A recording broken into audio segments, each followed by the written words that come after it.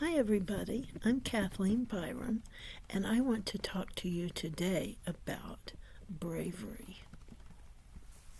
This is a section from my second book, Kaffy the Dawnkey, which is not published yet.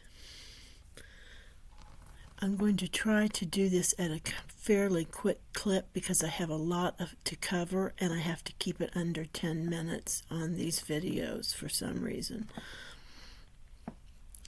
On bravery. People keep saying the donkey is brave.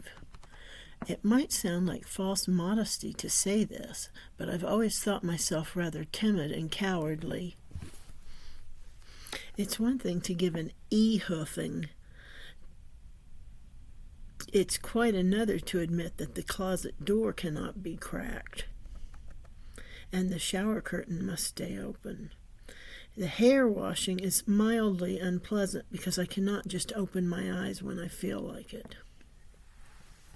I've been that way since childhood. Well, up to a few days ago. Mom used to call it being goosey. You know what I really hated?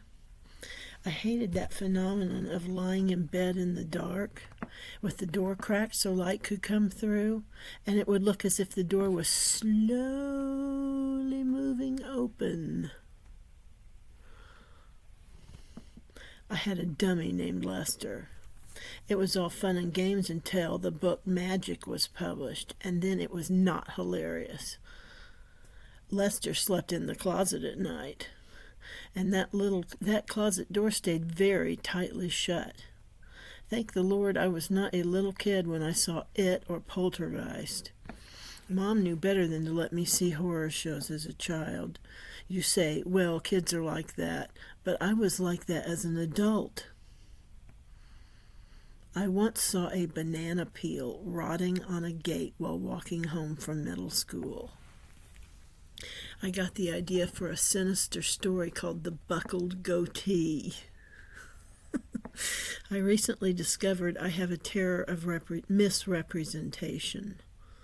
As a child, I had a horrid dream about Superman in the shower, and I discovered that he was bald, and I woke up screaming, I think. It was the idea that he was not what he appeared to be, I think, that frightened me at such a deep level. There's something about that gets to me.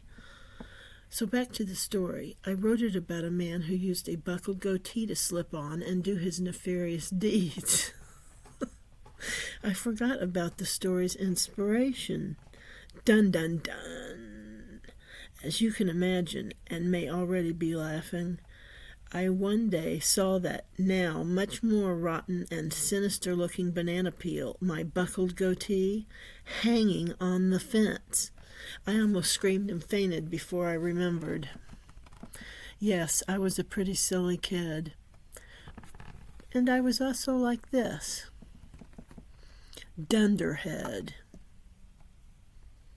This kid bullied me and others. He was a beefy sort, and it was jolly times for him to toss kids in the creek and generally be an ass. One day I was walking home from school with some of the daycare kids, and guess who was ahead?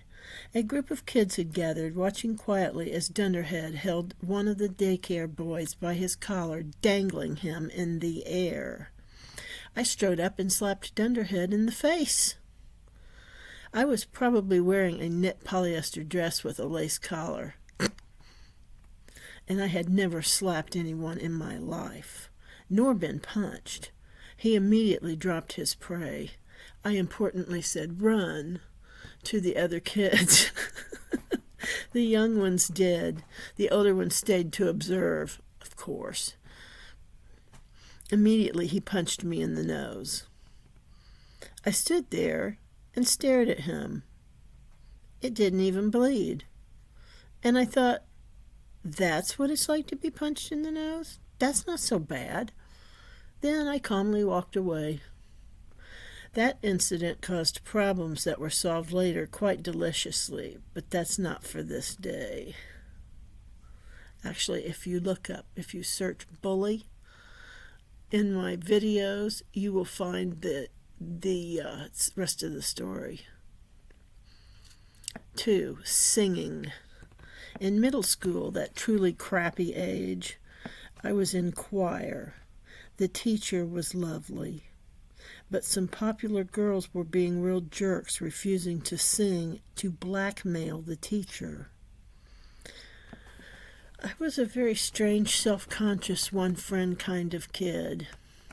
A weirdo, I think. Except for the time I missed first place in the 8th grade spelling bee. When I misspelled the word, it sounded like everyone in the room said, "Aww." And they meant it. I stood there, thunderstruck. I realized I had been liked, my pedantic, weird little self the whole time. They were just intimidated by me. But I digress. My number one fear, above and way beyond Lester walking out of that closet, was singing in public, and I sucked at it.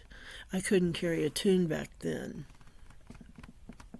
After the 3rd round of music and those little biatches sitting there refusing to sing, and no one else daring to stand up to the popular girls, guess what? I started singing as loud and strong as I could. I figured there would be shouts of derision and laughter. Instead, there was stone-cold silence. I felt the hot, prickly, sick fear, and my face turned red, but I sang. And the next rendition, those damn girls sang. Here we have the hospital. The staff was insulting my friend, a young man with schizophrenia. He was such a sweet, lovely boy, and I loved him dearly.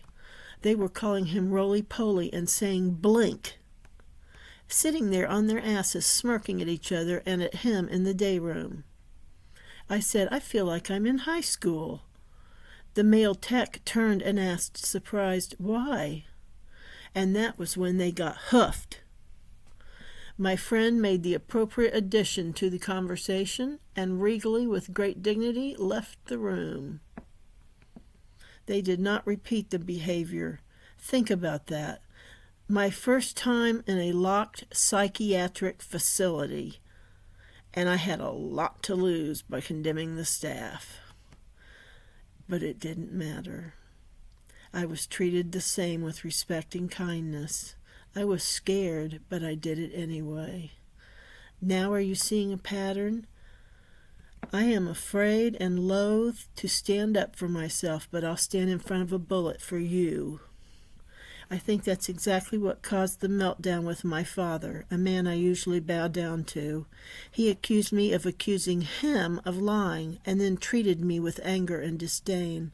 I lost it. Speak your mind, even if your hands shake, even if you get a hot, sick chill. Lately, the stress and shock of what I've been through has left me numb. I don't have any fears right now. I feel fearless. My shower door stays pulled closed nowadays, and if Mr. Bates shows up, he's going to get hoofed. This was written back in 2010, I believe. That sounds about right. This is Kathleen Byram, the author of Conversations with Dawnkey, A Bipolar Journey. Thank you for listening. I've got to go now. It's time. Bye-bye.